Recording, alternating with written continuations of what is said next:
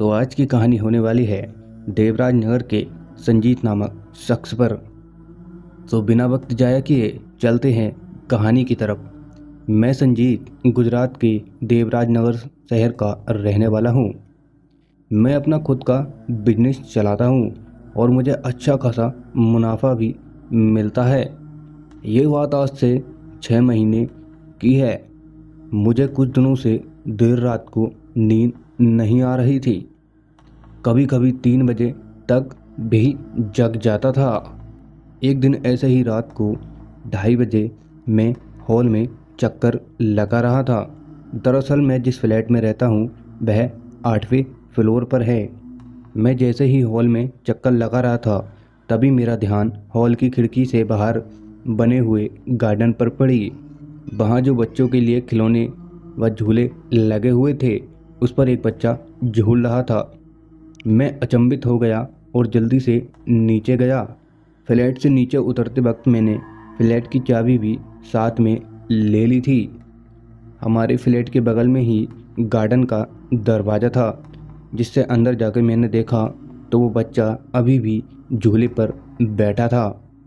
मैं उसके पास जाकर कहने लगा, कौन हो तुम और इतनी रात को यहाँ पर इस गार्डन में क्या कर रहे हो? तभी उस लड़के की आवाज़ आई और वह बोला, मुझे घर में घुटन सी हो रही थी इसलिए यहाँ आ गया। मुझे झूले पर बैठना बहुत पसंद है। तभी संजीव बोला, देखो इतनी रात को अकेले बाहर नहीं घूमते। कहाँ रहते हो तुम? चलो मैं तुम्हें छोड़कर आता हूँ। लड़का मान गया और उसने कहा, मैं वहाँ सामने रहता हूँ। उसने अपने हाथ से इशारा करते हुए गार्डन के एक कोने में बने छोटे से कमरे जैसा मकान दिखाया।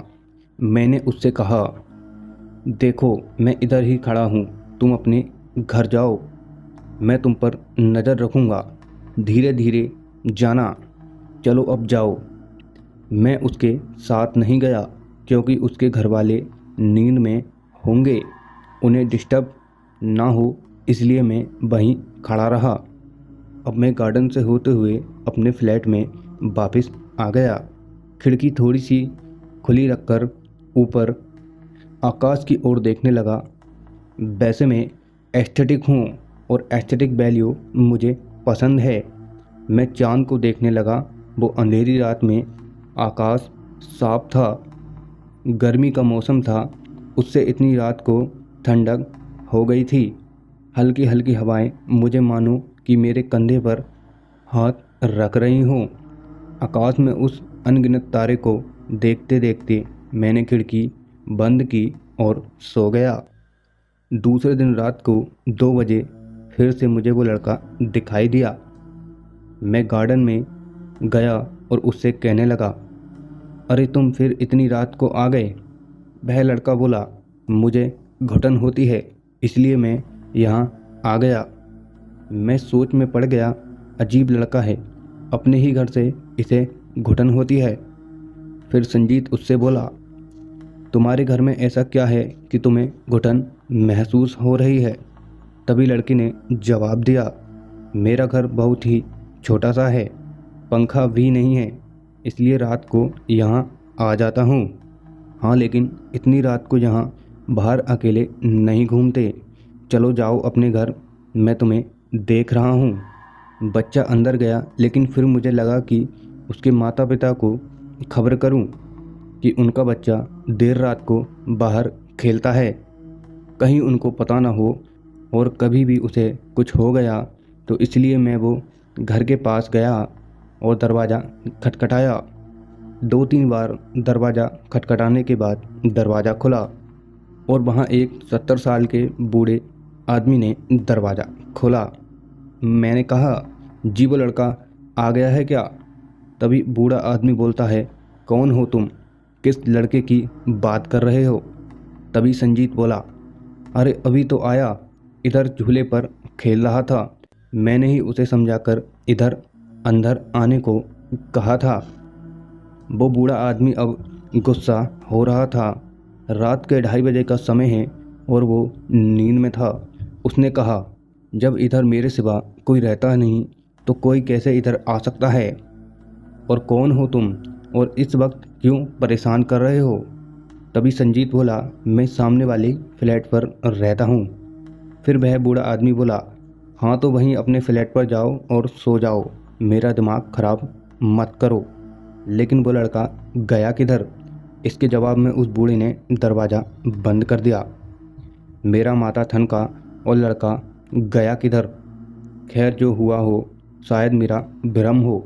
वैसे भी रात के 2:30 बजे का वक्त हो चुका था। भ्रम होते होंगे इतनी रात को। मैंने देखा तब यही घर मैं गया था। मैं वापस आ गया और सो गया। दूसरे दिन सुबह मेरे दिमाग में यही सवाल बार बार दौड़ रहा था, आखिर वो कौन था और गया किधर? मुझे फिर से उस घर में जाकर उस बूढ़े आदमी से पूछने को ख्याल आया। मैं उस घर के पास जाकर दरवाज़ा खटखटाने लगा। वहाँ फिर से उस बूढ़े आदमी ने दरवाज़ा खोला और वह फिर से गुस्सा होने लगा। तभी बूढ़ा आदमी बोला, अब क्यों आए हो और क्या चाहिए? देखिए आप मुझे बताइए कि वो लड़का आपके घर में आया था कि नहीं। देखिए मैंने वो देर रात को वह लड़का आपके घर में आता हुआ देखा था, तो आप मना क्यों कर रहे हो? तभी बूढ़ा आदमी बोलता है, तुम अंदर आ जाओ, देख लो कोई नहीं है। जैसे ही संजीत अंदर गया, वहाँ थोड़ा सा सामान था और वाकई में वहाँ पर कोई भी मौजूद नहीं था। बूढ़ा आदमी बोला, वो लड़का झूले पर बैठा था। संजीत ने कहा, हाँ मैंने उसे कई दिनों से उस झूले पे देखा है। तभी वह बूढ़ा आदमी बोलता है, तो ये वही है जो मैं सोच रहा हूँ। दरअसल रात को मुझे कभी कभी झूले की हिलने की आवाज़ आती है। खोल कर देखता हूँ तो बाहर कोई नहीं होता। तभी यह बात सुनते ही संजीत चौंक जाता है और बूढ़ा आदमी कहता है, हाँ दरअसल 15 साल पहले यहाँ बच्चों का कब्रिस्तान हुआ करता था। लेकिन इस शहर के जाने माने बिल्डर, जो कि बहुत ही खड़ूस और बेईमान था, और उसने अपने राजनीतिक संबंधों का इस्तेमाल करके गैर कानूनी तौर पर ये ज़मीन हथिया ली और इस पर फ्लैट बना दिए। आपके बाजू वाले फ्लैट में मैं चौकीदार हूँ। और बाद में संजीत अपने फ्लैट चला गया। फिर से रात को वहाँ गार्डन में वह झूले पर बैठा हुआ लड़का दिखाई दिया। फिर से मुझे वहाँ जाने की इच्छा हुई और मैं वहाँ गया और उससे बात करने की कोशिश की। और मैं बोला, अरे तुम फिर यहाँ आ गए, क्यों बार बार यहाँ आते हो? तुम पर खतरा हो सकता है इतनी रात को। तभी वह लड़का बोला, मेरा घर बहुत ही छोटा है, घुटन महसूस होती है, इसलिए मैं बाहर आ जाता हूँ। मैंने सोचा कि इससे बात करके कुछ फ़ायदा नहीं है, इसलिए वहाँ से चला गया। दूसरे दिन यह बात मैंने अपने पापा को बताई, तब वो भी चौंक उठे।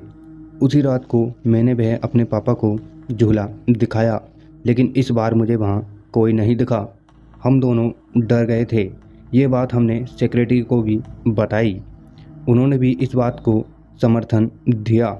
मुझे उस गार्डन में उन सभी मृत बच्चों के लिए हवन करवाने का ख्याल आया ताकि उन्हें मोक्ष मिल सके। रविवार के दिन को वो हवन करवाने का निर्णय लिया था। गार्डन में मैंने ही पिंडदान करके उन सब बच्चों की शांति के लिए प्रार्थना की। पिंडदान के बाद जब मेरी नज़र आकाश की ओर गई तो मैंने देखा कि वो लड़का मुझे आकाश में दिख रहा था और वह बहुत ही खुश था और मुझे बाय का इशारा करते हुए गायब हो गया था। जैसे ही हवन पूरा हो गया, मेरी आंखें खुशी से नम थीं। लेकिन एक बात थी, अब मुझे पता चल गया था कि वो लड़का गया किधर। तो यह था आज का हॉरर स्टोरी। आपको पसंद आया है तो वीडियो को लाइक करें और ऐसी न्यू हॉरर स्टोरी देखने के लिए चैनल को सब्सक्राइब करें। हम 100 सब्सक्राइबर के काफ़ी क्लोज हैं। मैं मिलता हूँ ऐसी किसी नेक्स्ट हॉरर स्टोरी के साथ। जब तक के लिए बाय बाय।